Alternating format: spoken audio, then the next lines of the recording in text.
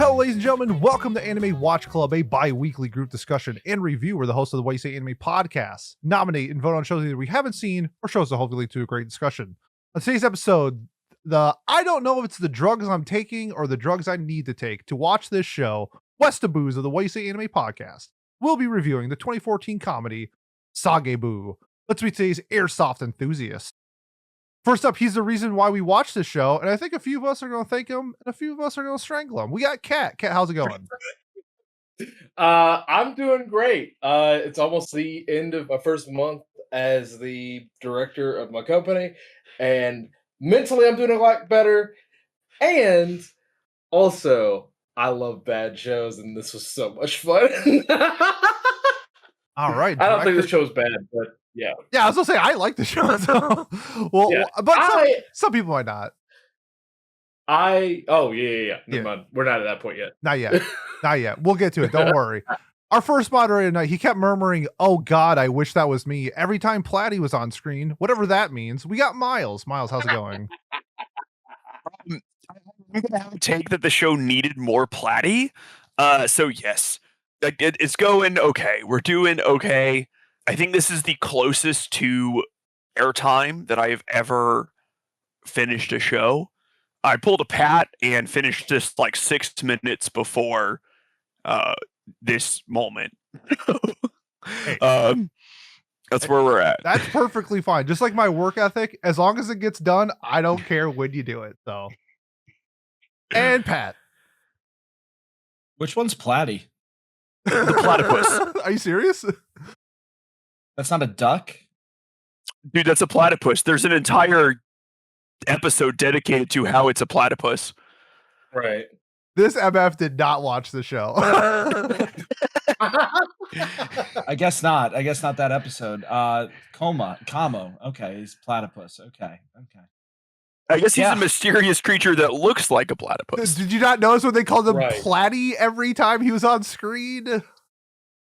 Maybe. And then the episode where she's trying to hunt him down and find his weakness, they start putting up a bunch of platypus facts on the screen. Yeah. With like actual real platypus images. Yeah. I did. Look, I forgot a lot about what happened in this show too. Don't worry about it. I don't remember what was real or not with this show. My bad on that one then. Sabagebu, Survival Game Club, the anime that aired in the summer 2014 season, done by Studio Pierrot Plus, sourced from a manga, genres of action, comedy, cute girls doing cute things, school, and a demographic of shoujo, rated PG-13. Boy, that was needed. Why don't we start with our first impressions? Miles, what did you think about Survival Game Club?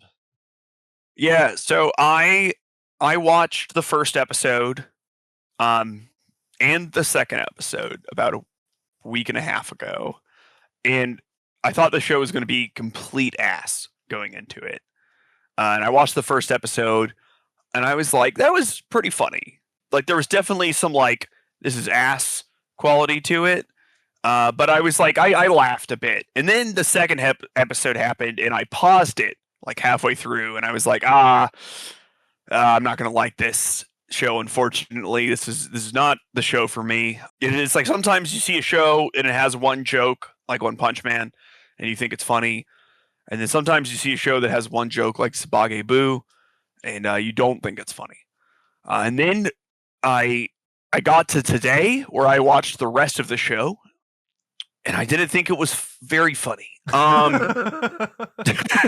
That whole build-up where you're like, I thought you were going to be like, and it was incredible. It's like, nah, that shit was bad. There were definitely moments I thought were funny, but I call it the Simpsons movie effect. I remember when I went to see the Simpsons movie, I guess I don't know how many there have been at this point, but the Spider-Pig one, the first Simpsons movie.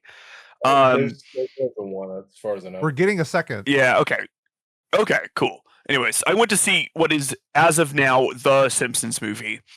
And the entire time I was like kind of chuckling. And then like me and my friend Ryan, we leave. And he was like, "Oh, did you think that was funny?" And I was like, "Yeah." And he was like, "What did you think was funny?" And I was like, "Shut up." Tell them to shut up. I just couldn't think of anything. The rock and the hard place joke is pretty funny. I do remember that one. Yeah, that's a good one. That's about what I remember from it. Other than like Spider Pig, but that doesn't count because that was in the commercials. And so I think the humor was sort of like that for me, where I like would find things funny in the moment, but nothing really stuck with me. I had to do a lot of soul searching before this episode to try to remember what I thought was funny or not. This sort of does the thing. Well, I'll get into it later. It's fine. Those are my first impressions. Would I recommend this? You'll have a great time, buddy. Yeah. This is a hash show. There you go. 100%. That's what I got. All right, Kat, what about you? Yeah, man. My first thought when I was looking at a show that was going for something that we had never seen before was going through a random cobbled together thing that I had made like a couple of years ago for if we had to do a show that none of us had seen, because I thought that would come up a lot sooner than this. And I was like, all right, I'm going to sit on this. 2 moves later, two moving households later, I finally get to use that, and we come up with Sabagebu. I genuinely thought this was going to be ass. I genuinely did. I had a lot of fun. One of the episodes, withstanding, I thought it was a lot of fun. I am a fairly easy person to please when it comes to comedy anime, especially slice of life. Plus, there was a point in my life where I was a gun nut, so there was a little bit of fan service there. But yeah, would I recommend it? Probably not. Honestly, it's fun, but it's like listening to AJR. You don't recommend them to your friends.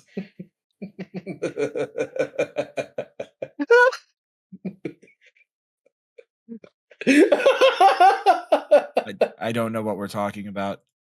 That is the whitest thing Kat has ever said. Yeah. What's AJR? They're a band. Context. They're a band. They're a band. Yeah, that one of their best songs is called The Dumb Song, where they were trying to make fun of their critics, and they made the best song from it. They have I learn more about my people every day from Kat. A very fun cover of All American Bitch that I like. Wait, they do? So, yeah. By Olivia Rodrigo. I just remember them using the SpongeBob "I'm Ready" as the backdrop to one of their songs. Yo, I'm gonna keep it real. If we talk AJR for another minute, I'm gonna blow my head off. Okay. Okay, so I think my favorite AJR. Okay, sorry. Yeah. Pete, what's your favorite AJR song? The one that I don't have to listen to. But, so all of them. Don't step on my touchdown call. None of them. They're all bad. That band is trash. I'm sorry. Actually, I'm not sorry. That band's trash. That band is trash. I think they're inoffensive. The Taylor Swift fan would absolutely say that. Right, so my first impressions of Sabagebu. All right, here we go. I tried to get there. I appreciate it. So coming into this, I thought that I knew it was a comedy and I knew it was kind of silly, but I thought it was like a cute girls doing cute things, silly comedy thing, like after school dice club or something like that, along those lines. And then it ended up being, Nokotan stole all of their material from this show. That makes a lot of sense. I love this show. Outside of one episode, I thought this show was fantastic. I think it's structured in a way, in terms of first impressions, it's structured in a way where it's small bursts of brain rot comedy, which is fantastic because I don't want a 24 episode show of brain rot comedy. I want 3 7-minute little stories, which is what this show did. It was great. It broke it up. Each little thing that they did was mostly fun. And some of them I thought it was actually well crafted in a sense. I like this show way more than I thought it would. I would recommend this show if you thought Nokotan sucked ass, but you still want a show that's like Nokotan, check out Sabagebu. I think this is a genuinely very funny show. Do I think this is better than Nokotan? I actually Yes. lowered my score of Nokotan because of everything that Nokotan does. They just stole from the show. Like, all the tropes are stolen from this show. Every character. My favorite is a character from the Nokotan show. joke isn't in this. So for What is your whatever favorite that's joke worth, in that? I was under the impression It's the one Nokotan where it didn't just have any jokes from you. look, the very first time they do the exact intro for Maria Watches Over Us, and then they have Nokotan show up, and I thought that was very funny. Okay. And it was all Nokotan has downhill one from there. Yeah. I think it has one joke, and it's the reference to the quasi-obscure 1990s Yuri. Hell yeah. Pat, what's your first All right. impression? Thank you. I thought nothing could take me off of the high that I was feeling yesterday, winning our second hockey gold medal of the weekend for the States. You know, never thought I'd see that in my lifetime. I haven't seen it in my lifetime. This show brought me all the way back down to reality very quickly. I'm very upset that I had to watch this. To put it bluntly, I don't think it was very funny at all. I think it has its cake and eats it too when it tries to, make jokes and parody the genre. And I think it's pretty gross throughout most of it as well. So I would not recommend this show in any capacity to anybody. Other than, I guess, Has. That's a good point. This is a Has show, isn't it? Like, yeah. And that's not a reflection on Has, in my opinion. I'm not trying to say it is. It kind of is. Maybe it, yeah, but like not in the way that I just described it. But like complimentary in parentheses. Yeah. Like right. again, like so like again, were you alluding to it? But like the if her flag breaks or Invaders of what's the other- Rokujima. Roku God. Yojima, yeah, that's stupid show. Pardon my French. Yeah, those. If you like those kinds of shows, go for it. That's a Has show right there. And all power to you, buddy. I hope you enjoy this show because I'm sure someone will tell you to watch it in our Discord in the next couple weeks. But yeah, that's about all I have to say in terms of introductory stuff before we get to the main role. So I think was that 1.5 recommends, sort of. One Has recommend thrown in there and couple recommends. I don't really know. That was hard to keep track of. But he said he would recommend it. Kat said this is AJR, and Pete then said if we talk about AJR for one more second, he'll blow his brains out. So you can view that as a recommend if you want. Right. True. But Okay. I wouldn't. And then I said Kat should watch this. yeah. So there we go. Yeah, we're going full circle on this. But yeah, so let's talk about spoilers for Sabagebu Survival Game Club. Miles, do you have a synopsis? I'm not going to ask you. I want you to read the very first 2 sentences of the I now just looked synopsis, at it. please, Yeah, because it really just paints a picture for what I think. I'll just sort of sum up the show. On the train to her new middle school. Oh, these girls are in middle school? Yeah, it's the best. Momoka Oh, just wow. I turned pulled a 14. Fruba. I thought this was high school the whole time. That's my I bad. did too. Wait, why is the president 18? She got held back. They say it in Probably. her name. It says like I saw that. 18 held I- back. I thought she got held back once. Right. To be fair, that does make the joke funnier. Because it's has to be 4 times. But I also think the synopsis is wrong. I'm pretty sure they're all in high school because they mentioned the high school name multiple times. yeah, because they say so- JK, Yeah. right? Like the creepy Yeah. pedo guys say JK. Yeah. So yeah, the synopsis is wrong, and they are in high school. Unless it's That's one of those exciting. mega schools where it's middle school and high school are together. I don't know. Let's hope not. Let's hope not, but you let's never hope they're at least in high school.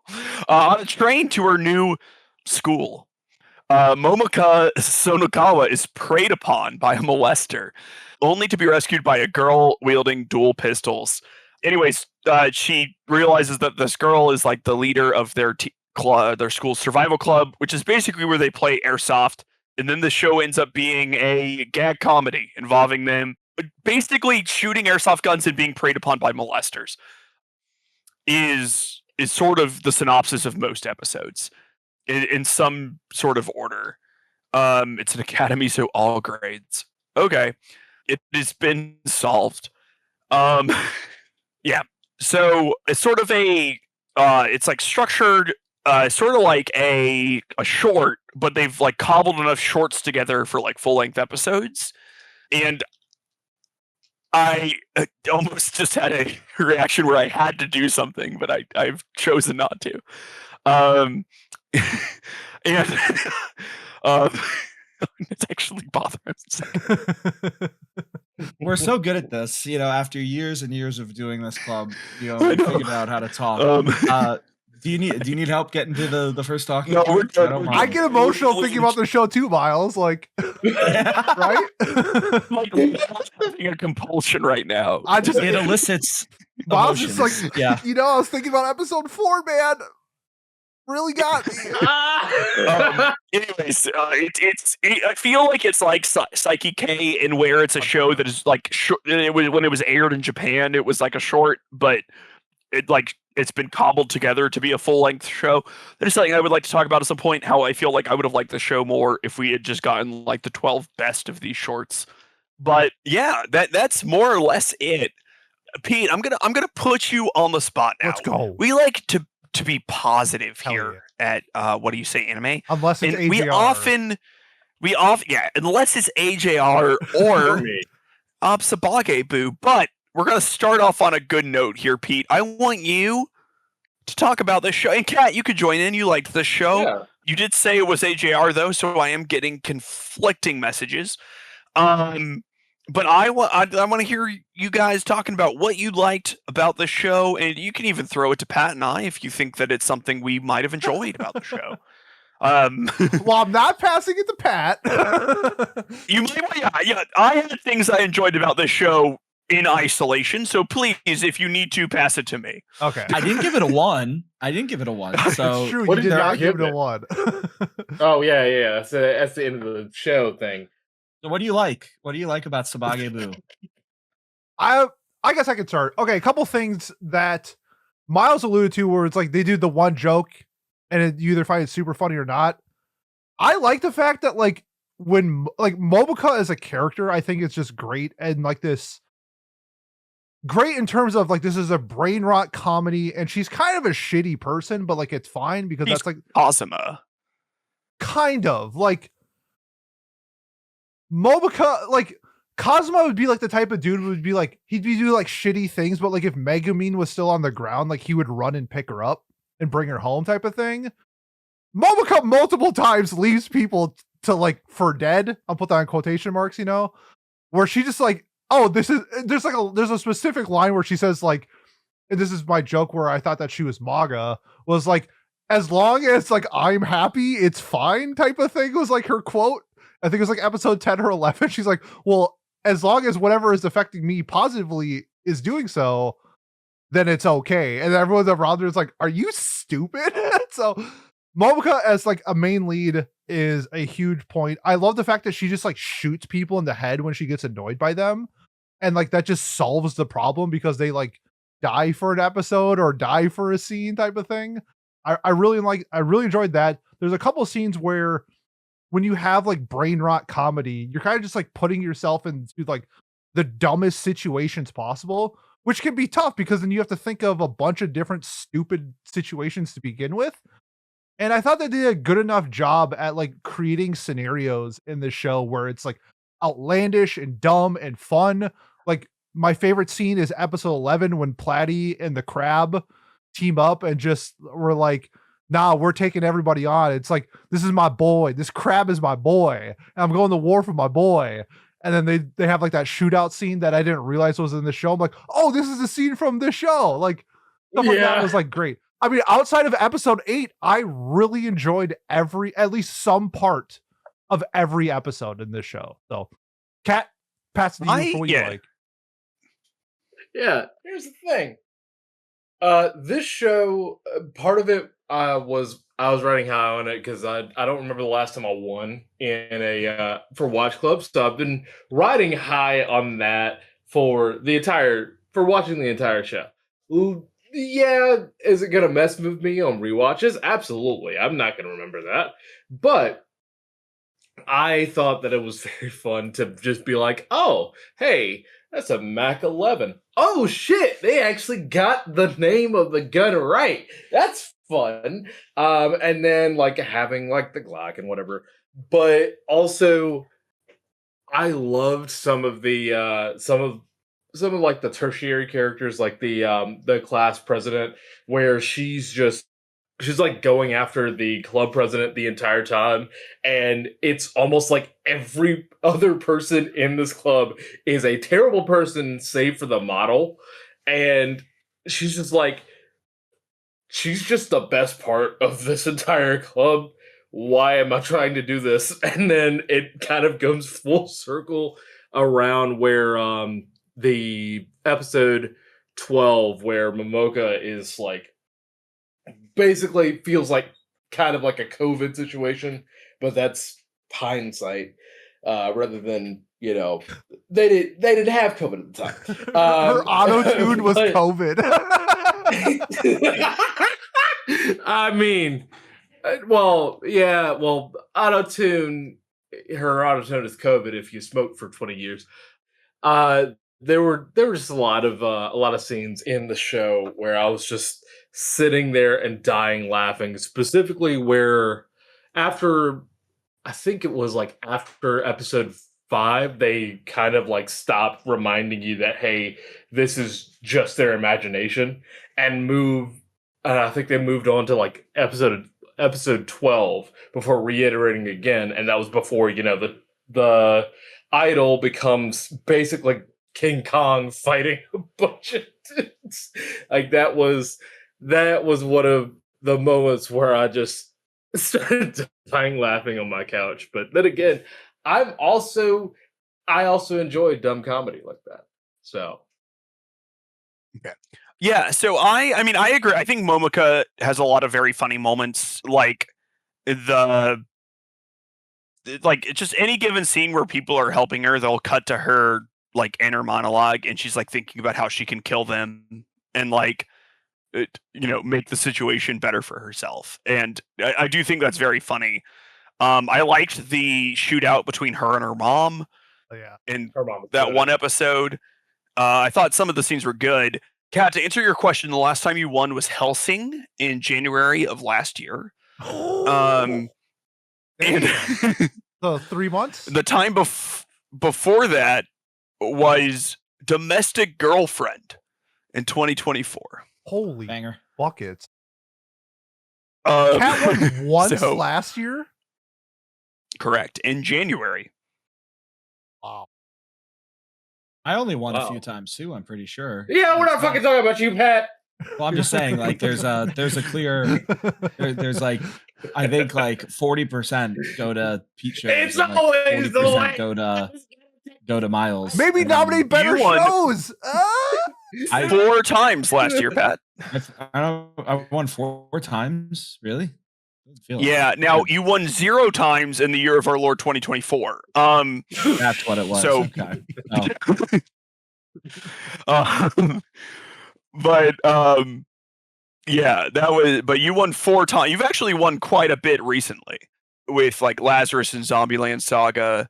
You did Steins Gate and you did Spirited Away from last year. So Wow, some really niche shows I'm picking and winning with. Yeah. Yep. I have something nice to say about Sabagebu. That's not like ironic or satirical in the context of what I'm saying. Oh, okay. Oh, let me hit you with a I soundboard thought real quick. All right, now hit it. you don't want to. Okay, that's fine. I can keep it to myself. No, I thought it was. I thought the dialogue. I will give that like from a comedy perspective. I thought some of the dialogue was very well written. Like you guys were mentioning with Momoka, her inner monologues were very funny. I appreciate that she was not like a good person. The show kind of tries to frame it at the end, I feel like, as if she has a little redemption arc in that last battle, Avengers Does Assemble it? kind of thing. I Kind of. Because she still lives and gets to redeem herself, right? Like I don't know. Sure. Well, what happens is she goes, "I don't deserve this," and her friends go, "Yeah, we know, but you are kind of fun," which is sort of the opinion we all seem to have of Momoka. Yes. So, Right. Like Mhm. it's like I think I get where she's coming from, but like also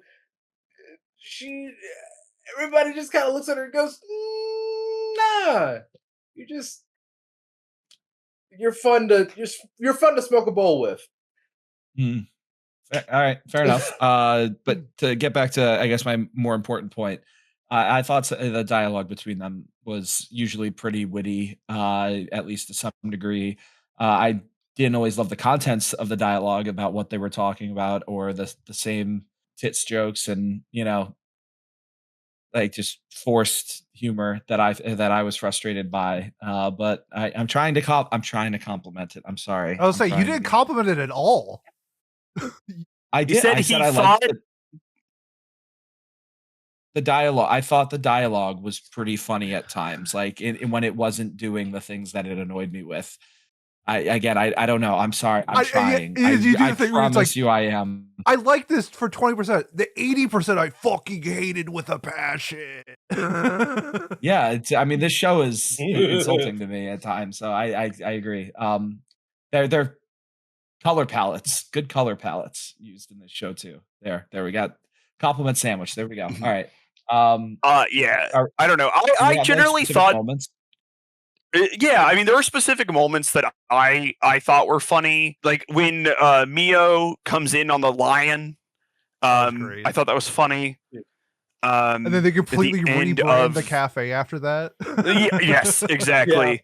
The first couple of moments where they start, like, the first few times they did like the surprise headshots, like, I thought it was funny. I think they sort of over relied on that sort of thing. I liked the president episode where she like was trying to go to each member of the club to like get it defunded. And she sort of like changed her persona to try to like figure out like how to get them to like turn on, and like in that, like, Momoka turns on the group like immediately. Where she's like trying to sow discord, and Momoka is just like, yeah, fuck those girls. I'm with you. That's fine.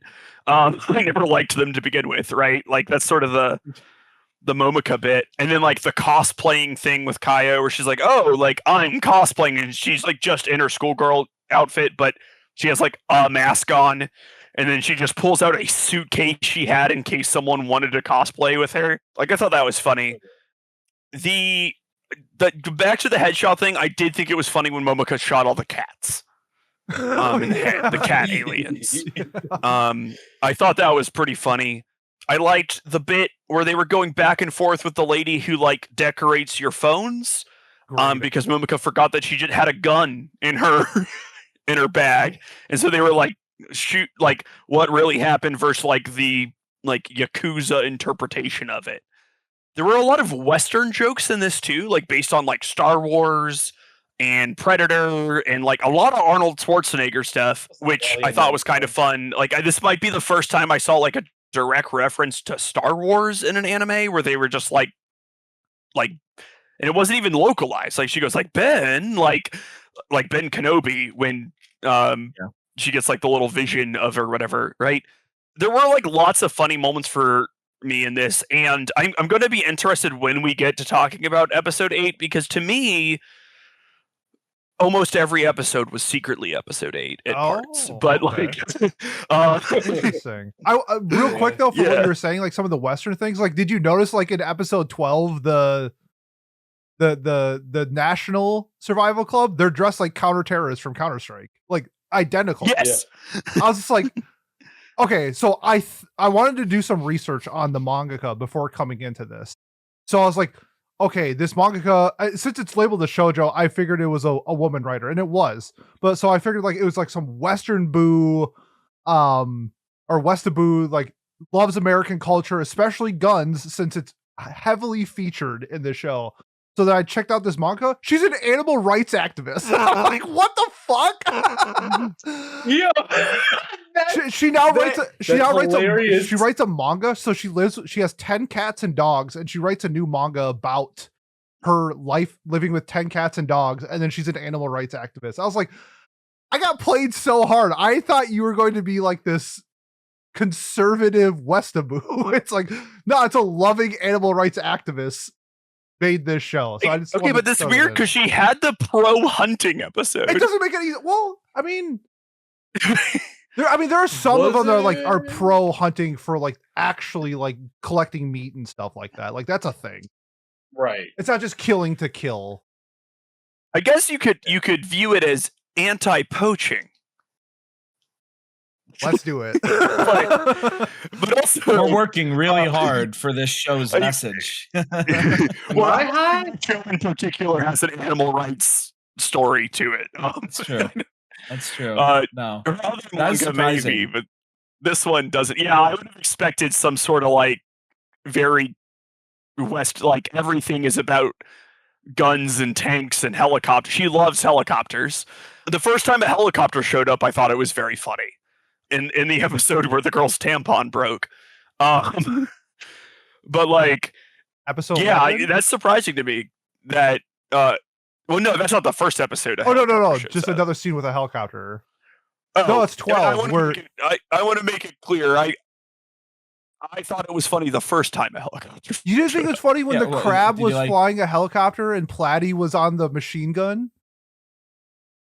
Well, I thought that was funny because the crab was flying a helicopter. Yes, it was. Not because absolutely. And then they RPG it, which an RPG and airsoft like that again, like that's a funny little nod, little gag there, right? Like they're playing airsoft, but they're using RPGs and taking down helicopters. I guess that's all in their head again, though. Yep. But still, like, so how do you not have that in real life? You know. So this is only because I have friends in airsoft. They do have quote unquote RPGs in airsoft, but they basically use a potato gun. Okay, so not an RPG. It's not an RPG, but it's basically a potato. Like it's not gonna fucking take down a helicopter, but they. You know, I have a black card, but it's actually just $5 in my wallet. You know, helicopters aren't that tanky. They are not that great for safety. So honestly, an airsoft potato gun, whatever it is, might actually take down a helicopter. You don't know. We don't know. I mean, fuck. We're giving it. All right. What's the next topic, Miles? I'm sorry. Unless we're staying on it. Yeah, no. I mean, I think we got to talk about like our bits and stuff. I don't know, Pete. Kat, did you have like a favorite member of the? Well, okay, Kat, you said your favorite was the model, or was it Momoka? No. I didn't say my favorite was the model. Okay. My favorite was KO, the cosplayer. Oh, the smart girl. Okay. Yeah. No, I was saying that everyone like during the episode where the student council president was doing her rounds with the class with like the survival club and trying to get it like defunded and all that. Maya, the model, was the least problematic. Psychotic. Okay, yeah. I will say I liked Kaio until she talked about the specific heat of oxygen, but then called it the atomic, and everyone knows that atmospheric oxygen is of course diatomic, and so she should have used the word molecule. Idiot. Oh, Miles, you took the words right out of my mouth. I mean, that bothered me more than almost anything else in the show. So I'm gled someone else addressed it. I'm not sure what it says about me, but that is up on my list. Oh, does that upset you more or less than the shooting the high schooler in the boobs? I will say it does bother me more than the shooting in the boobs. Yeah, probably less than the panty shot crew that existed. Yeah, but more than the shooting in what I have learned is when I first started my foray into anime, and there was like a lot of jokes about how big girls' boobs were, and I was like, this feels like something women wouldn't do. And as I have interacted more with women in my life, I've realized that that's something a lot of women do. And so I think it's weird still, but I'll give it a pass. The boob jokes specifically, because it just seems to exist a lot. So that being said, I think we should talk about Pete. I would like to know your specific issues with episode 8, where so for clarity, the plot of the subsection of episode 8 Pete has an issue with, that I'm sure we all have a bit of an issue with, is Momoka becomes a model. She's an amateur model, and there is a group of photographers who are known to try to find these amateur models and take panty shots and like sell them online or whatever. This episode does, in fact, sexualize Momoka a bit, but I guess my point would be, when thinking about episode 8 in context of the rest of the show, so do like 7 other episodes in this. And at least this one, she gets to beat up the guys who are sexualizing her. You know? So like, it's not great, but it does technically have the moral of this is bad. And which is, I think, where Pat was sort of referring to, like, having your cake and eating it too, where the show is sort of like, okay, like, it is wrong to sexualize these girls, and then it a lot of the time it sexualizes the girls in other contexts. They're just cute girls doing cute things, but then they're also just panty shots, or almost, like one of the first scenes of the show is about a girl getting molested on a train, and instead of like they are relatively discreet with that, but then they have the woman come in and save her, and first thing you see is her doing like a whole high kick, and you see like her crotch front and center of the screen, and it's like, why are we? She's wearing shorts. Like, I feel like we have this conversation all the time, that we like over sexualize things that are just like, it's just a girl wearing shorts and she kicks somebody. Like, I don't know. I get stuff like episode 8, but that scene, I think we're reaching really hard. Like, cause like, okay, so here's my thing with episode 3. It was like a thing with like her gaining a bunch of weight. And then they were making these jokes of how she should lose all this weight. And the joke was she should just throw up. Like, she should just throw up after meals. And that was like the joke. And I was like, huh? Like, I was kind of confused by, I'm like, are they being serious, or is it a joke? Like, I really didn't know what they were going for with that. And then episode 8 came around, and it was the joke of, I'll put this in quotations for like the joke. Like, the bit was like, these creepy dudes love sexualizing these girls and trying to get upshot skirt shots, whatever. And I thought they were going to go the route of they weren't going to show anything, because like that defeats the entire purpose of like what this episode is going to mean. And then they do it anyway. So then I'm like, well, what's the point of this episode then? If you're saying that you shouldn't do this, but then you do it.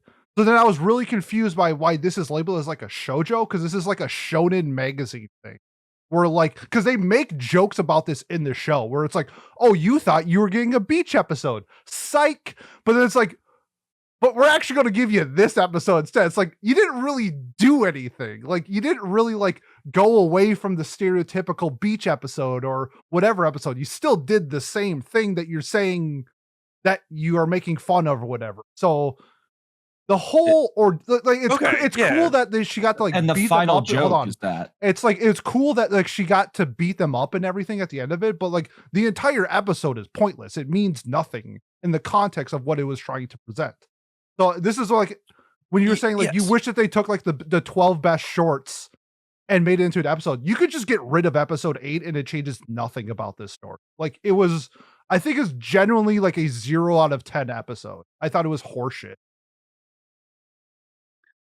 See, this is interesting. Episode 12 too ends with the same bit though, doesn't it? Like, doesn't it? Where they're like you mentioned we're gonna do a beach scene, but then they don't do it exactly the way. But then they still, like, episode 12, they're like, oh, you thought you were gonna get a bathhouse scene, and then the show literally ends on the two of them jumping into the bath together, right? Like so it. But that's again, one of those things where like you find it sexualizing and I don't, because like bath culture is such a thing over there and it's perfectly normal that we view it as sexualized and they don't.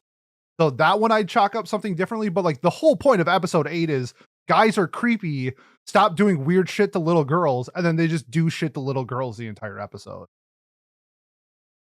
I'm with you on the bathhouse thing because, like, again, bathhouse cult, like everyone just sort of goes to like communal bathhouses and everything. But I guess I was exactly 0% surprised when the show showed her panties in episode 8, based on the prior 7 episodes. Because there was a lot of cleavage and jiggling and not quite upskirts, but like almost a lot of sort of precarious positioning.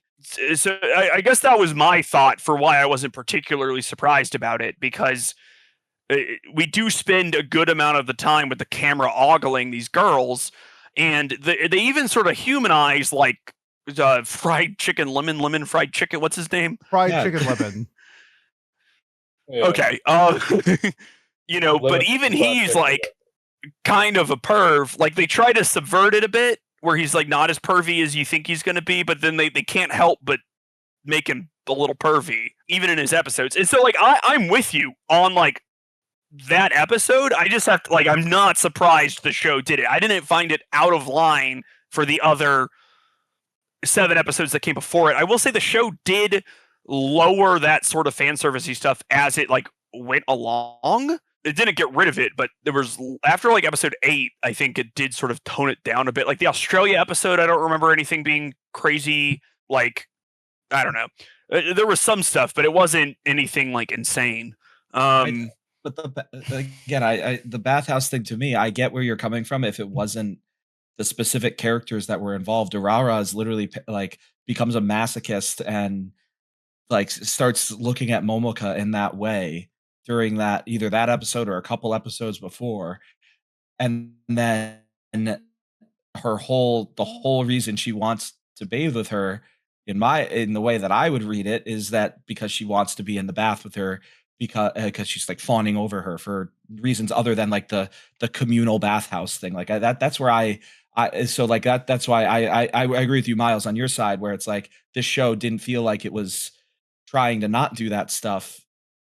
It was making fun of it for doing it, that itself for doing that stuff, but then it also was still doing plenty of it. And I agree with you. Like the first episode, she gets shot in the boobs and the bullet holes make nipples, and she moans like when she gets shot. Like, and I know that that's an anime thing, but it's like I sit here and I try to watch it, and it just makes me feel uncomfortable. And I guess that's why I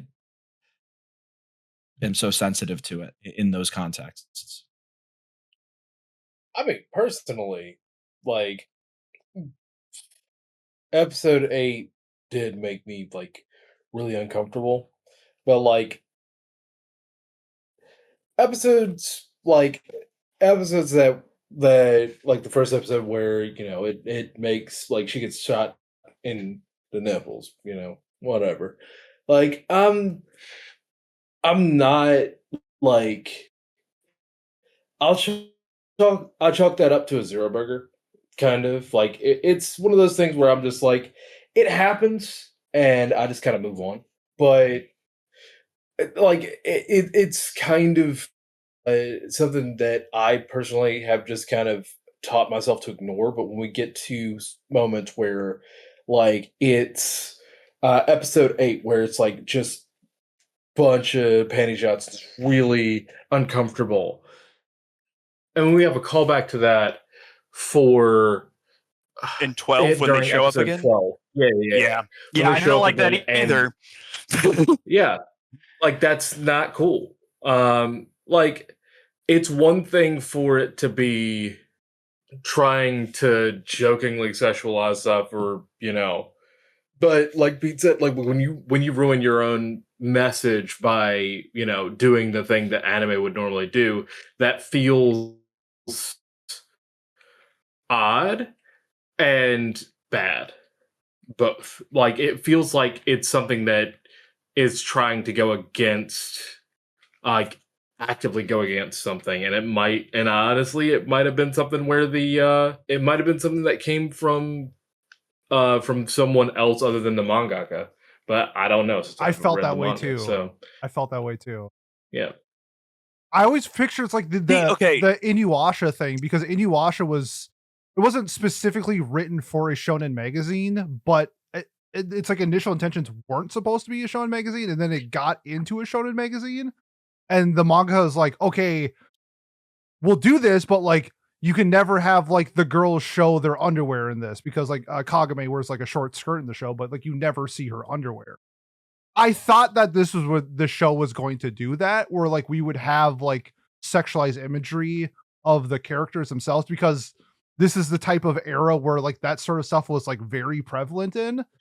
And I guess me thinking that this era was going to have that and the show was going to have that, I felt like this show was pretty tame for the most part in terms of that stuff. Like, yeah, there's chicks with big tits, but like I don't think it's like as sexualized as we're making it, is kind of what I'm getting. There's like sexual stuff. But it's not like High School of the Dead or anything. Yeah, right? like that's way worse. Yeah, and like I don't know. I just like tend to never like any of that stuff, right? Like, yeah, it, but like there are exceptions. Like I put up with it in Konosuba, even if there's like issues, and that's an example of a bathhouse scene that there's no argument is supposed to be horribly sexualized. In fact, there are multiple bath scenes in that show that you can't even pretend that it's not supposed to be sexualized. So this though, it was interesting to me because like the rest of this author's manga, I believe, are shonen. So maybe there's a seinen in there. I don't know. But I don't think she's writing a lot of other shoujo. So I almost wonder if she meant for this to be shonen-y, and then it just got picked up by a shoujo magazine. It feels that way. Like she was writing it to try to be a shonen, and then for whatever reason it got published in a shoujo mag. That's exactly what it feels like. Because it has the art style, like the manga has the art style of like a shoujo like manga, but the context, it's not saying that shoujos can't have brain rot comedy, but like it's so far away from what I would expect it to, like I would expect it to be like art, like stylistically shoujo-esque, which is it is.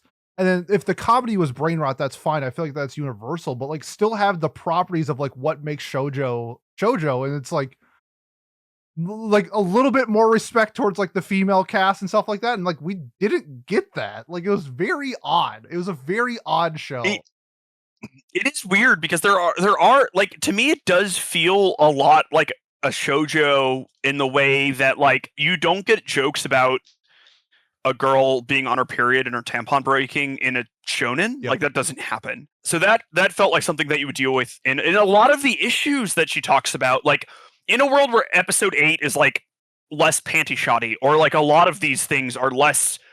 I agree with you that it's not overly ecchi. To me, it's sort of it almost feels like there's like this message, which I would generally agree with, right? Like, because Momoka will say things like, think about how the girls feel, but like as far as shoujos I've seen, which is admittedly not like a ton or anything, it's just some amount. This is the most fan servicey shoujo I've ever seen. From female like cast, yes. Yes, correct. I've seen some shoujos where they sexualize the men really hard. Oh yeah, just like. Ooh, just like the glittering like abs everywhere. Pretty boy, 6'5". Yeah. Oh yeah, just me. Did you know that I'm actually just every male love interest in Kami-sama Kiss is based off of me? I could tell by your that's 100% true. Hair. Yes, yeah. And the fact that I'm some sort of yokai or whatever. But like I don't think I was like bothered by this as much as like Pat was, but I did find the juxtaposition weird, and with the other like shoujo-y qualities of it, sometimes which I thought were very funny when they had Momoka doing like the stereotypical like shoujo like protag eyes, like Utana's best friend or whatever. Yep. Like like early 90s shoujo. And then she would shoot someone in the head like during that like flower scene. Like I thought that was very funny. But like it does to me feel like what is sort of mild in this genre, but like one of those. It's a little surprising to me that this isn't like a harem show. Like, right?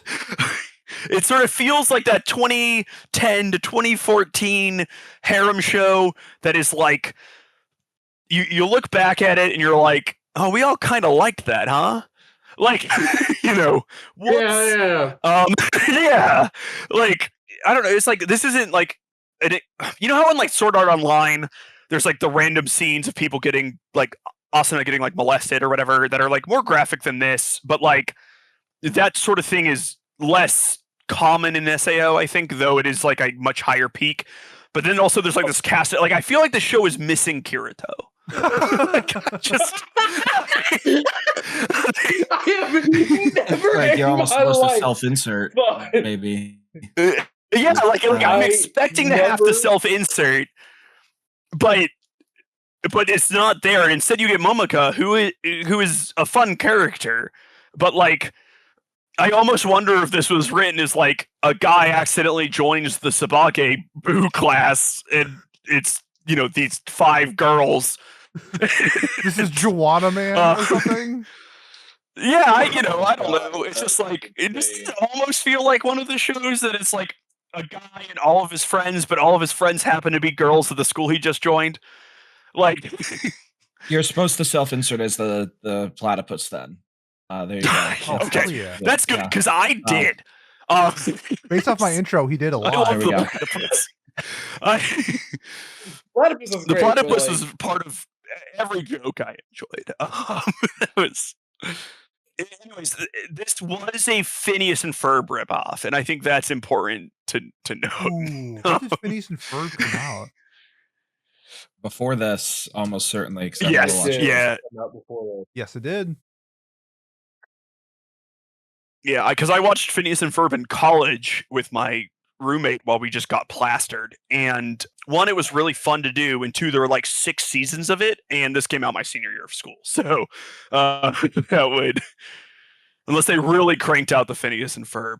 Okay, welcome to our new segment, as we do, which is let's answer some questions by Champ, our super fan. There's one I want to do really quickly, because I know we all will just have the same answer, and it'll be really quick. So let's knock this one out. And we've already kind of talked about it, but if the Survival Club were thrown into a real survival scenario, who do we think would actually step up as leader, and who would immediately start plotting against the others? So for that second part, anyone disagree with Momoka would immediately start trying to figure out how to betray everyone. Yeah. Oh, for sure she would. Yeah, it's her. Okay. She would absolutely do it. I absolutely do. I absolutely do not disagree that she would just go, okay, Survival Club, I'm gonna kill everyone here and make sure I'm gonna go and talk to the opposing side if they look better than me, and make sure that I have a space with them, and then I'm gonna help them kill everyone else. That would be her plan. Yeah, so then betray someone at the end, like tag team with someone, kill everyone else, then betray the person she teamed with. Yep. Okay. For leader, I feel like Mio is sort of the obvious choice. She has been held back 4 times, so maybe she's not the right choice. I think she's been held back once. We'll never know. We'll never know if know. Mal is right, or it's impossible to find out. And but I also think that like Maya would be like the best answer. She sort of seemed the most level-headed of the group. As a scientist, you can't have the scientist be the leader, and Kaio is not the right choice. We'll end up experimenting on people very quick. So what is everyone else's thought there for who would be? who would step up and be the Science lead. leader. I'm gonna go Science outside the lead box. will go into eugenics again. I'm gonna say Platty. Platty. Silent leader. I Yep. think he leads by example and not by his words. And I think that everybody likes him. I think he'd be a great leader. You saw how he stuck up The for aura his boy farmed. Crab? That's leader material all day. Okay. He mogs them all. Yeah. What? Yeah, I agree though. I would have said Ko or Kaio because she's calm-ish, for the most part. But like you said, Miles, the science type should not be in charge. In this. No, we need someone to keep us in check. Yeah. Need a check and balance for sure. I like the Maya answer there. I think I like the Maya answer. I'm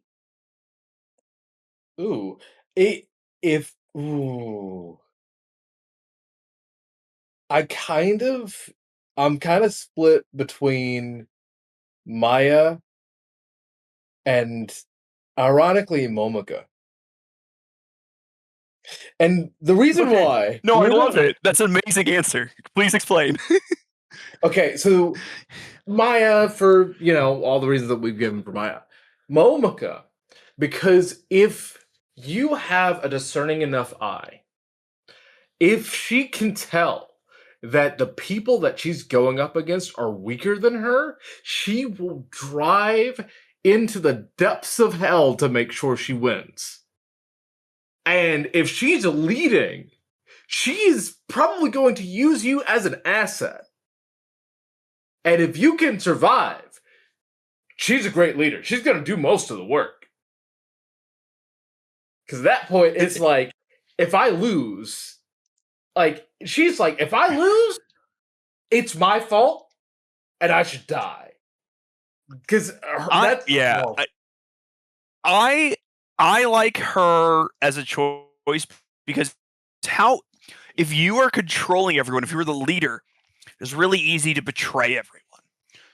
Yeah, that's true. That's also true. You can also delegate any dangerous jobs to other people. If you step up and you be the leader and you're delegating, you can prevent people or yourself from having to go in dangerous situations. You can be like, okay, I think this is safe. I will take this task. I think this is dangerous. I will send Ura out. Hopefully she dies. So They should make a movie about this. Is this a movie? Every war movie ever, that commentary that comments on class differences and war and how the generals sit in the back line. I don't know. I'm just picturing every war movie I've ever seen that has yeah. No, but yeah, it's a fair point though, Kat. I see where your head's at least with this, where, hey, if I'm useful to Momoka, she's not going to just throw me to the side until I'm not useful to her anymore. It's almost like Hunger Games too. Yeah. The other thing is that if she is the leader and you understand her nature, as soon as situations change and we're at the bottom, you know exactly what she's going to do. And then someone else can just go pop and go, all right, cool. Now let's actually try and win. This is true. As a leader, you also need to occasionally be able to kill your subordinates without guilt. True. And who would do that's what we all that's everyone knows this. What was I saying about scientists? Anyways, every war movie ever, once again. Here we go. Would be able to do this. It's like my grandfather got I believe a Bronze Star. He was in the Pacific Theater and they were going to capture this group of Japanese soldiers who were bathing. And one of his squad mates started freaking out and was like, oh my God, he's being too loud. My grandfather just knocked him out with the butt of his rifle because he was making noise. And he got a Bronze Star for that, is what my father has told me. So you need someone like Momoka who will just knock you out if you need it. So what I'm saying is, give Momoka a Bronze Star, I guess. I don't know if that was my grandfather or he knew someone who did it, but because I heard that story like 10 years ago, but or 20 years ago. I'm so old now, but that is a story I've been told. So anyways, let's answer another champ question really quick, and then I guess wrap up, huh? Probably. Yeah.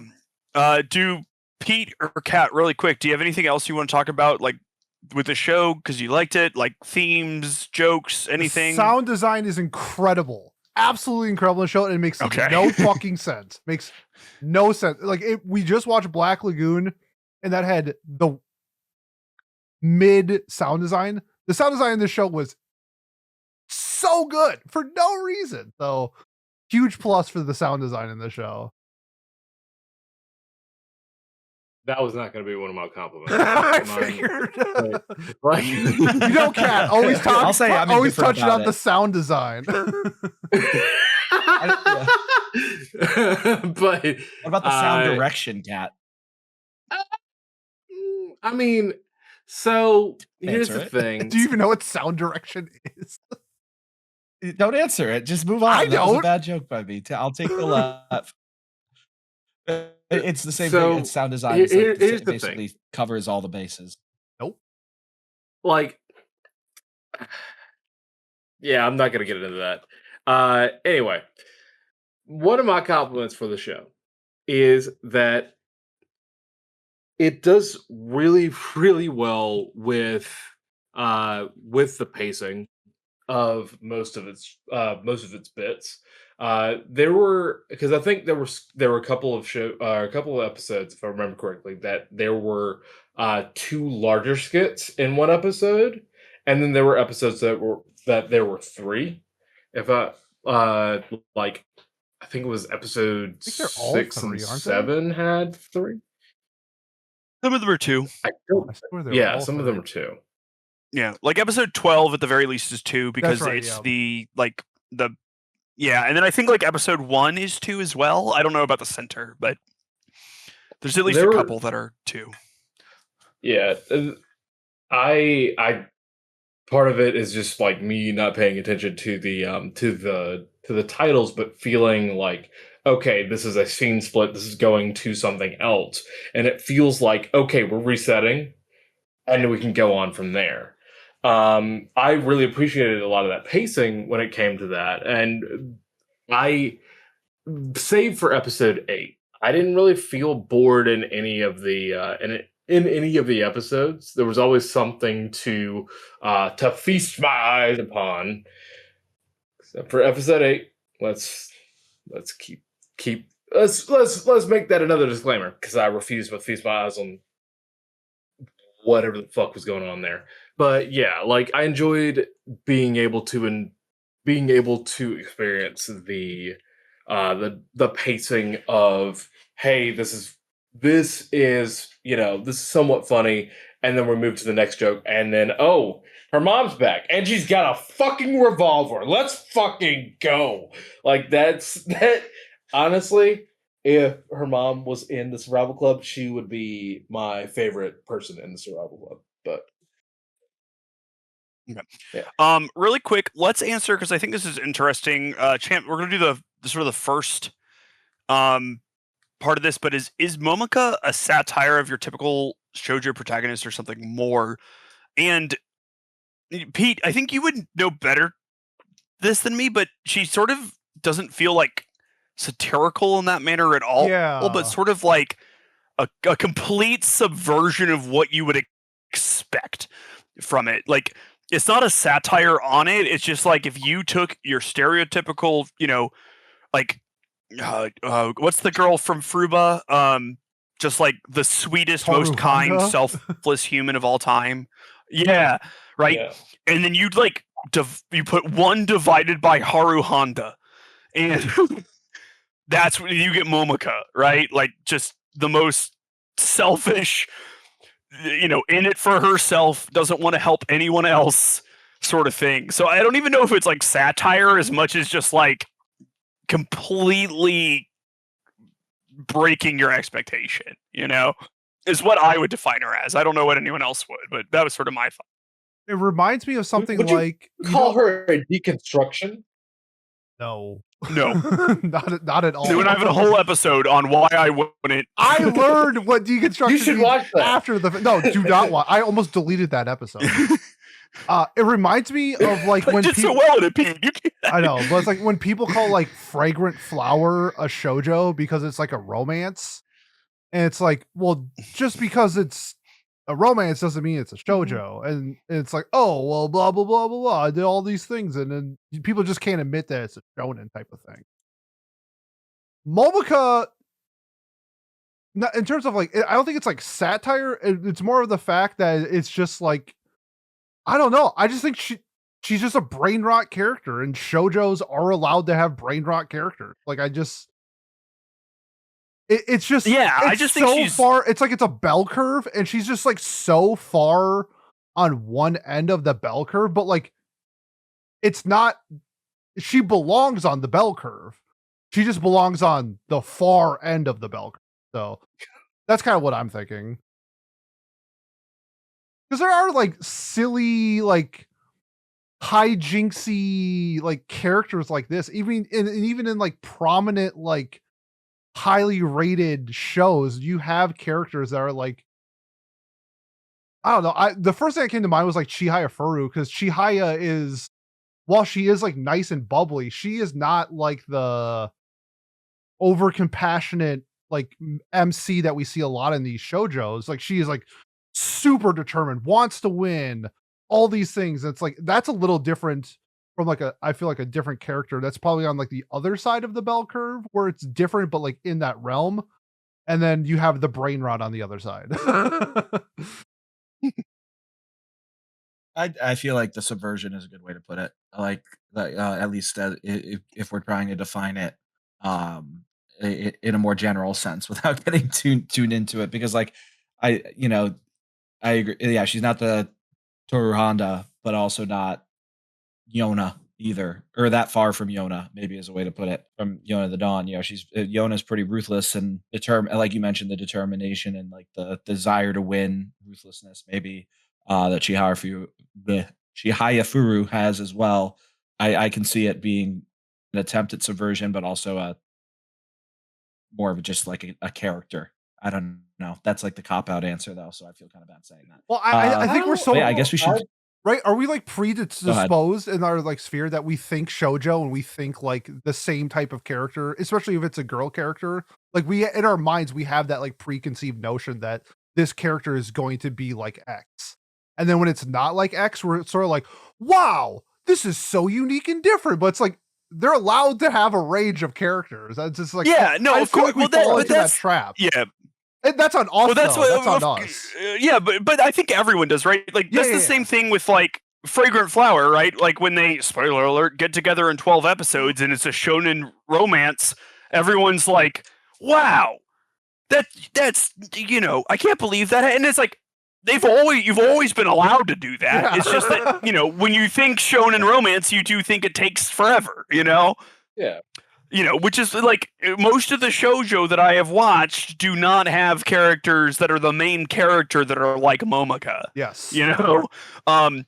So I'm not expecting it. Like, she's allowed to be like that, of course, but it did sort of play with my expectations. Yes. So because like even people like Utna, who's like a complete badass, is like still, good in some way. Like, and Momoka's just a piece of shit. Horrible. Yeah, and there's not a lot of protagonists like that, frankly, in any given media. It's like closer to Seinfeld than anything else. We have Momoka and we have Griffith. They're the same person. Yes. Honestly, yeah. That's what. Yeah, would Momoka sacrifice her? Yes, the answer is yes. Yeah, Momoka would do the eclipse. The other thing is that that's what you want. The other thing sacrifice is the Sabagebu to the eclipse. It would happen. She would be part of the God Hand. And she might be.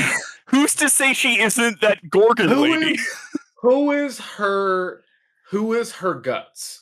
Who is Momoka? God fucking damn. I mean, it's gotta be Urara, right? Like she's ride or die for Momoka. Yeah, that's true. And then like we get the No. subversion of that. But who does Urara like decide to like go with that makes then like all of a sudden No. Momoka's jealous? Oh, I right? got it. Like who's the It's Casca? it's the idol from episode 12 because the idol falls in love with Momoka too, and then they break away Oh, from okay. Momoka. Yeah, okay. Like Oh, Casca yeah. and okay, yep. We have the dynamic. This is Yep. now about Berserk. Yes. All right, Miles, what are your closing thoughts on Berserk and your final score for the show? Yeah, so as I talked about in our Shark Tank episode, I very much enjoyed Berserk. I caught up with it, at least at the time, for Pete, and it took me a minute, but it was a good read. That being said, this show had its moments, not as many as Berserk, I'll say, and while I personally don't find the problematic issues with this as bad as the problematic issues I have with Berserk, there aren't the highs for me to sort of ignore those parts or compartmentalize them. Believe it or not, Sabagebu didn't hit the same epic fantasy dopamine that I got from reading Berserk. Was it close in stages? No, not at all. Actually, not even close. Yeah, frankly, it wasn't even close. Worlds apart. Yeah, and did I chuckle occasionally? Yes. Did I think that the show would be better if you cut 90% of the content? Yes. And unfortunately, that is not singing its praises. I was horribly bored for like large portions of this. In between laughter was me just being like, please make it stop. That was like me watching this show. And I think for those laughs, and I will always have YouTube clips of those moments, that would be my recommendation to anyone interested in this, is you can Google Sabagebu funny moments, and you'll just get the show. It's kind of like the Ghost Stories dub, where I don't suggest watching that. I like that. I suggest looking at the funny clips. That being said, I said this was better than No-Katan, and I gave No-Katan a 3, so we have room for that. I'm going to give this, I think, a 5. I'm going to say 5 out of 10. I think you're going to say 3.1. 3.1. No, I think it's like a 5. To me, it wasn't like the worst thing that's ever happened. It was just sort of unfunny and boring and like borderline too ecchi, but we've watched ecchier stuff, and I'm not trying to be a hypocrite here, you know? Like, I gave Konosuba a 10, and there's a whole scene where they smack each other's arms to make their boobs jiggle and that, and like, if I think that's peak comedy, who am I to say that shooting a girl in the boobs isn't peak comedy? You know what I mean? I will say that it's not peak comedy, but you know. I'll give you a hypocrite. Your scores can't. All right, Kat, what about you? You know what? I'm going to give us a 4.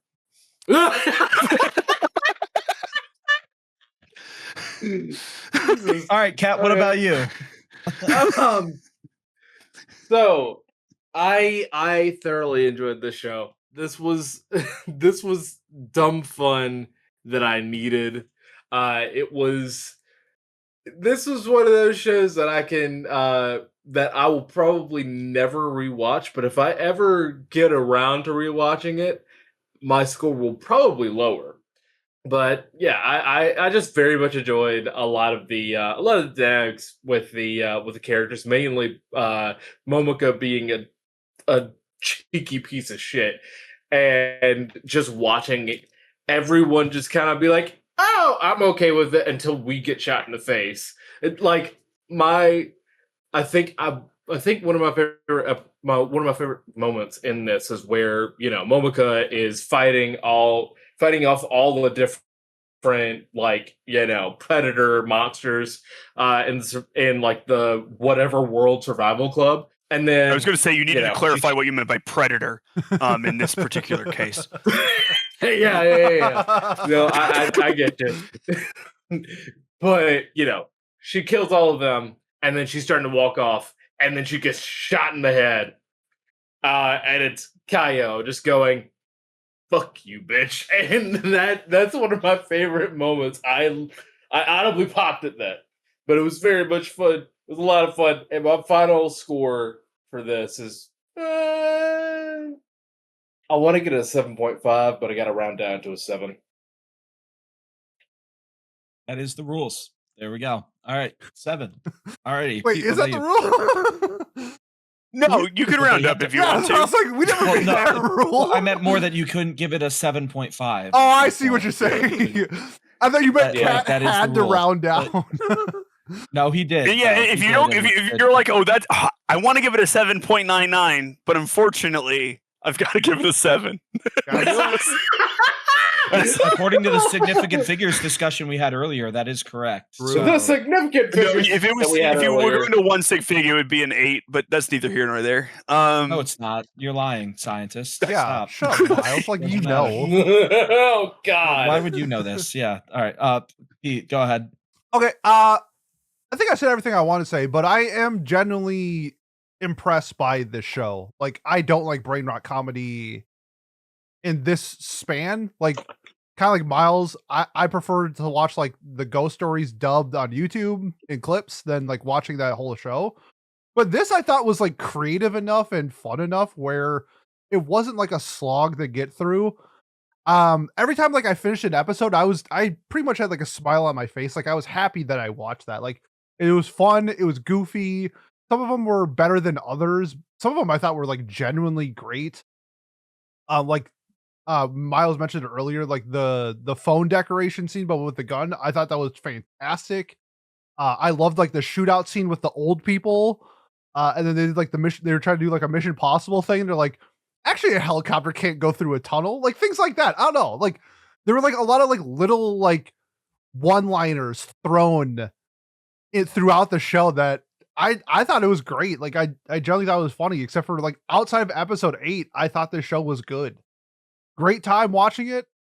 Yeah, I'm gonna give it an 8. Yeah, I thought it was really funny. I genuinely thought that this was a decent show. All right.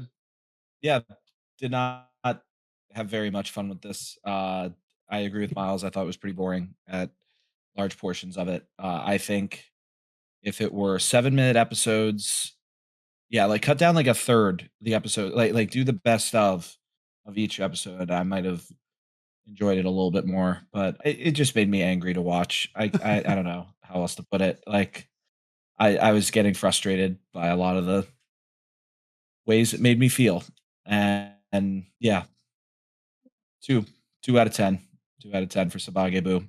It's not the worst thing I've ever watched, nor is it fair to say that it's even particularly close, I suppose, because there are worse things out there. But it is not, this is not a Pat show. That's for damn sure.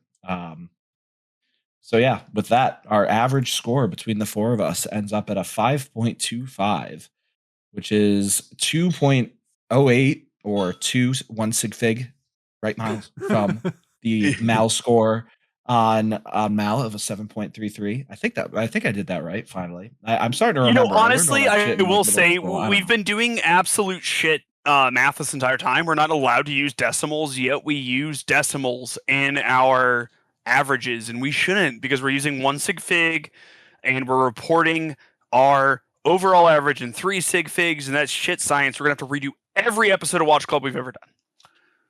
I'm fine Thanks, with it. Miles. You guys There we go. go. What, it's only gonna take us So, what, 6 years? Like Yeah. 6 years or so to watch through everything again. Yeah. Let's do it. yeah, fuck But yeah, I think that wraps up our Sabagebu Survival Game Club just before Pat Week too. That's a really good idea. I like that. But yeah, speaking of what I just said, because I'm so good at this, Miles, we voted on shows that were nominated for Pat Week, which was basically historical anime was the goal of some kind. What won, and what are we watching 2 weeks from now, or whatever our arbitrary date is, because we've got some weird schedules coming up for the month of I'm March. going to Japan, my bad. Yes. No, it's no blame. No blame. I will say, you said this was not your least favorite show, but it is the tied for the lowest Watch Club show score you've ever given anything, with 2 other shows. So there's that. Yeah. Well, thankfully we haven't watched Happy Sugar Life in Watch Club. We watched a Remo. We did. That I think I gave it a 2. Okay, in my head, it's better than a Remo, I guess. But okay, so that's we know the range of 2s. Do you want to talk about that? Yeah, No, I know. Man, not really. Like, the moral of Remo is that if your little sister is really into lolicon incest porn, you should encourage that. That's the moral of Verimo. Yeah. It's just great show. Great show.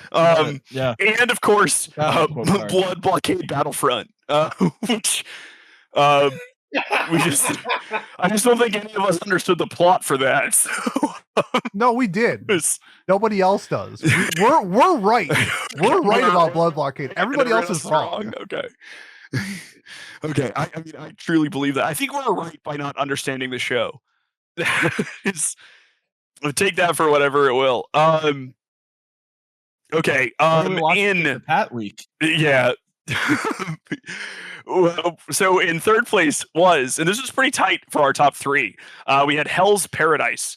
Then we had Porco Rosso in second, and we will be watching Heki Monogatari as the winner. So I think that is generally in the concept. Well, actually, I know it is because it's relatively similar to My Happy Marriage in concept, though a little older. But historical setting with mild supernatural themes going on there. So hopefully you are happy with that, Pat. I guess as happy as I could be. I don't love supernatural usually, but we'll see. We'll see. It's okay though. It's not the same as My Happy Marriage. Yeah, it's well, they both are. I just meant like historical setting with supernatural like elements in them. That was the similarity. We could have pulled through for Black History Month. You know, we could have, but Yasuke didn't even get on the board. No, we actually be watching it outside. I'll be honest with you, Month. It's good for Black History Month that it didn't get on the board. Yeah, I agree. Yasuke is actually anti-black. I don't know if you do this. Technically, that's not true. It was directed by a black man. We just got votes that happened before I announced. Stop the count. And this would make Porco Rosso and Heki Monogatari a tie. Nah, it's too late. Oh, it's too late? Which means we would have to pick Yasuke. We would have to pick Yasuke. You can't vote an hour and a half into the Yasuke, episode. Because... Sorry, Champ. I agree. We had already announced it. I've already pinned it. Sorry, guys. That's really fun, though, that got added in. But instead, for Women's History Month, which is next month, we will be doing a show with a female lead. So there we go. We come full circle. I'm excited. A female lead in a historical anime, which should be leading to some sort of drama and interest. I don't know. I'm very curious about this. It looks pretty. It's awesome. So yeah, we'll go from there.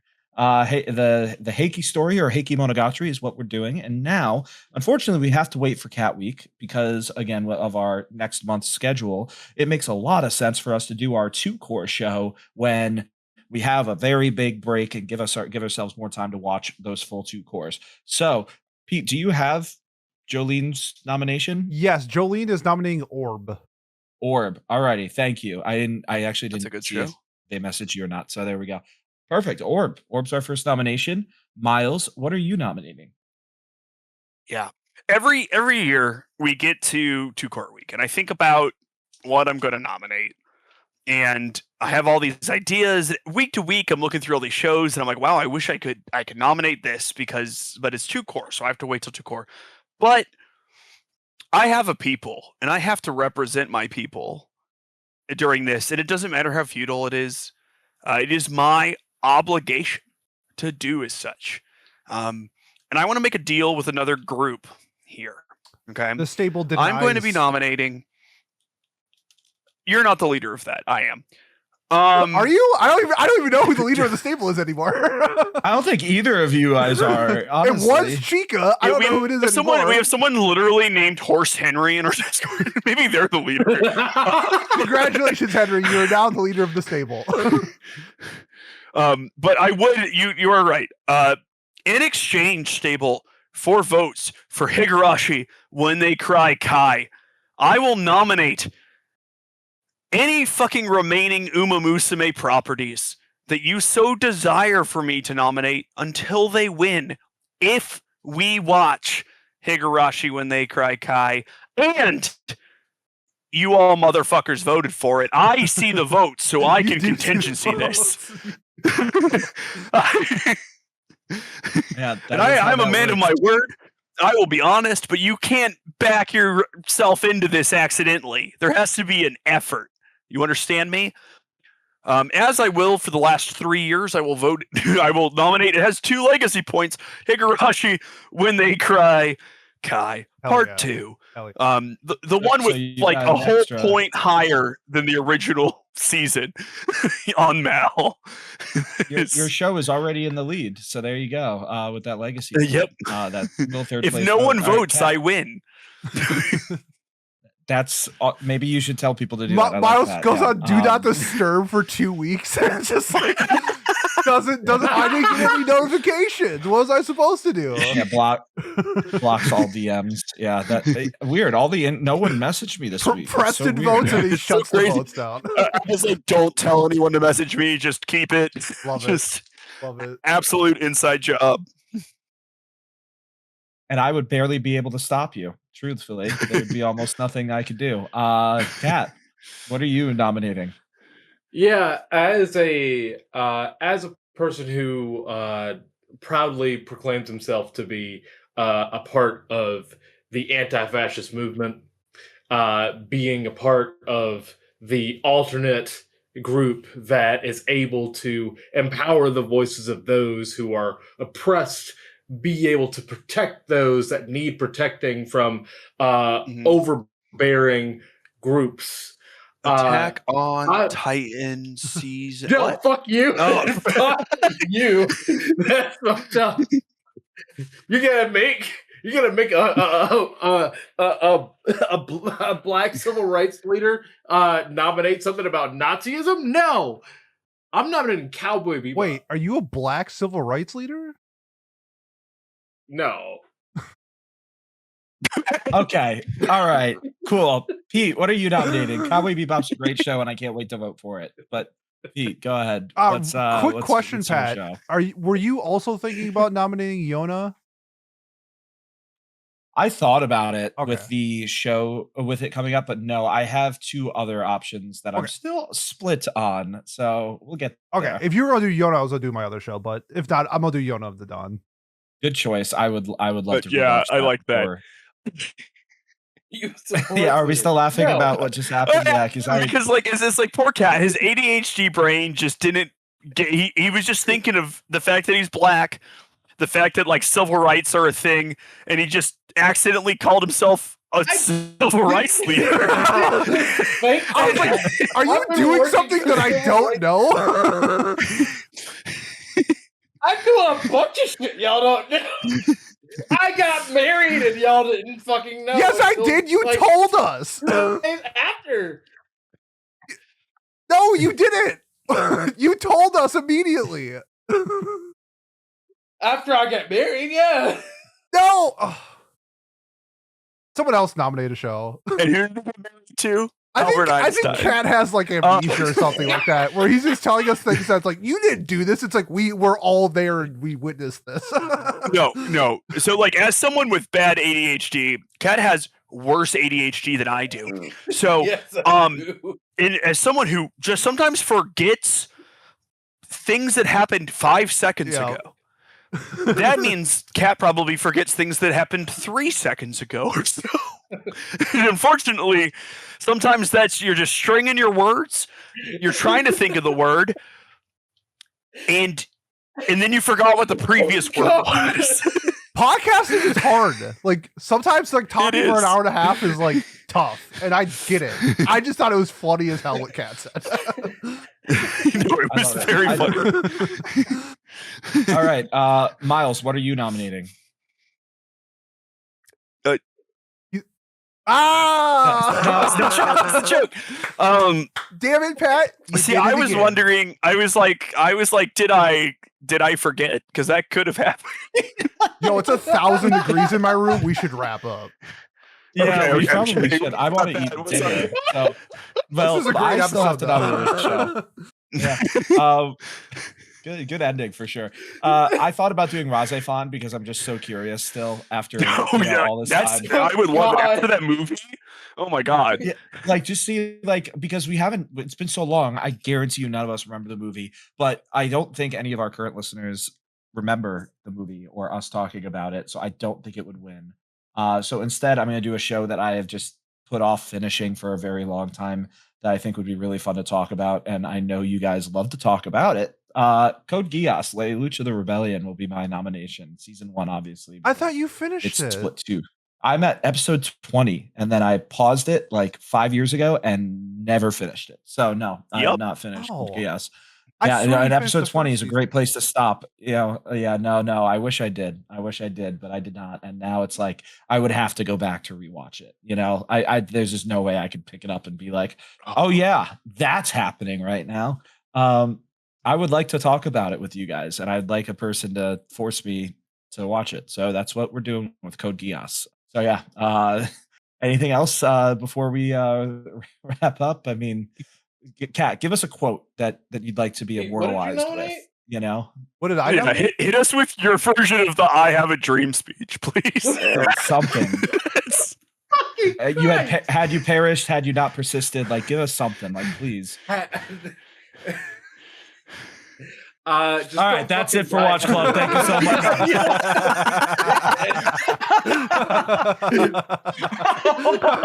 Sorry, that was so good.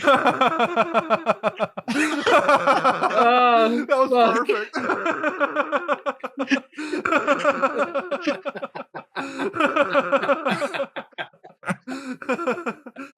Oh my god, we think we're really funny.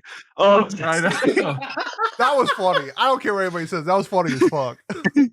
Thank you. I try. Kat, do you actually have a quote, or should we move on? Like before? No, I don't have a fucking quote. All right, there we go. That's all I need to hear. Miles, thank you for co-hosting with me. I don't know why or co-moderating with me. I don't know why I said anything. And tried to kick it to you. It's Pete, who I usually kick it to here. Thank you for listening to Watch Club. That's it for us. What have you got to say, Pete? Yeah, and here's my civil rights quote. If you want to support us, the best way to do so, like, comment, subscribe, leave a review on whatever platform you're watching or listening to us on. Next week, we're doing Cosmic Princess Kakula. Here's my civil rights quote. And then, I don't know, I guess I might get canceled. Who knows? We'll see. We'll see if there's another episode after this. We'll find out. Who knows? But yeah, we're doing Cosmic Princess Kaguya next week, and then we'll be doing like a bunch of we'll be sprinkling in some stuff. It will look normal to you, but I'm going to Japan in 2 weeks, so we don't have like some weird schedules coming up and some stuff going on. But you'll get the content that you want, and we'll make the content that we want to make, and it's going to be a win-win for everybody. So thank you on behalf of everybody, and we will see you next time. Peace. Bye-bye. Bye-bye.